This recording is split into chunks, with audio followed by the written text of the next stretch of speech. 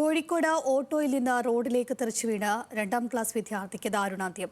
സ്കൂളിൽ നിന്ന് വീട്ടിലേക്ക് മടങ്ങുന്നതിനിടെ ഓട്ടോറിക്ഷയിൽ നിന്ന് തെറിച്ചു വീണ വിദ്യാർത്ഥിനിയുടെ തലയിലൂടെ ലോറി കയറിയിറങ്ങുകയായിരുന്നു. അപകടത്തിന്റെ CCTV ദൃശ്യങ്ങൾ പുറത്തുവന്നു.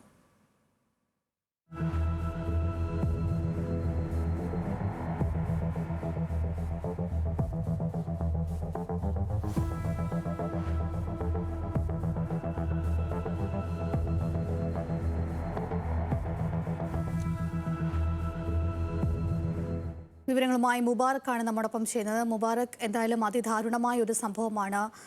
എന്താണ് ഈ അപകട കാരണം എന്നുള്ളതിൽ വ്യക്തതയുണ്ടോ? ഈ അമിത വേഗതയാണോ അതോ സ്കൂൾ കുട്ടികളെ അധികമായി അതിൽ കുത്തിനിറച്ചിട്ടുണ്ടോ? എങ്ങനെയാണ് വിവരങ്ങൾ?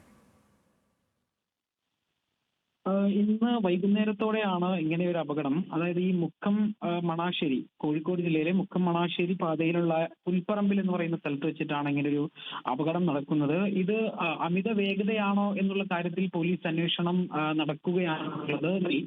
ഈ ഓട്ടോറിക്ഷയിൽ നിന്ന് ഒരു വശത്തെ ഡോർ തുറന്നു പോയതാണ് കുട്ടി ഇങ്ങനെ പുറത്തേക്ക് തെറിച്ചു വീഴുന്നതിന് കാരണമായത് എന്നുള്ളത് ആണ് പറയുന്നത്. തൊട്ടടുത്ത നിമിഷം തന്നെ അതിന്റെ എതിർദിശയിൽ നിന്നൊരു ലോറി വരുന്നതും നമ്മൾക്ക് ഈ CCTV ദൃശ്യങ്ങളിലൂടെ കാണാം. ഈ ലോറി ആ കുട്ടിയുടെ ദേഹത്ത് കൂടെ കയറി ഇറങ്ങുകയായിരുന്നു. അത്തരത്തിലാണ് കുട്ടിക്ക് ദാരുണമായ രീതിയിൽ ഒരു മരണം സംഭവിച്ചതെന്നുള്ളതാണ്. ഈ നാട്ടുകാർ ഉടൻ തന്നെ കുട്ടിയെ ആശുപത്രിയിൽ എത്തിക്കാൻ ശ്രമിച്ചിരുന്നു. പക്ഷേ ജീവൻ രക്ഷിക്കുന്ന ഒരു സാഹചര്യം. ശരി മുബാറക്, എന്തായാലും വളരെ വിഷമകരമായ ഒരു വാർത്തയാണ്. മുബാറക്കാണ് അതിന്റെ വിശദാംശങ്ങൾ നൽകിയത്.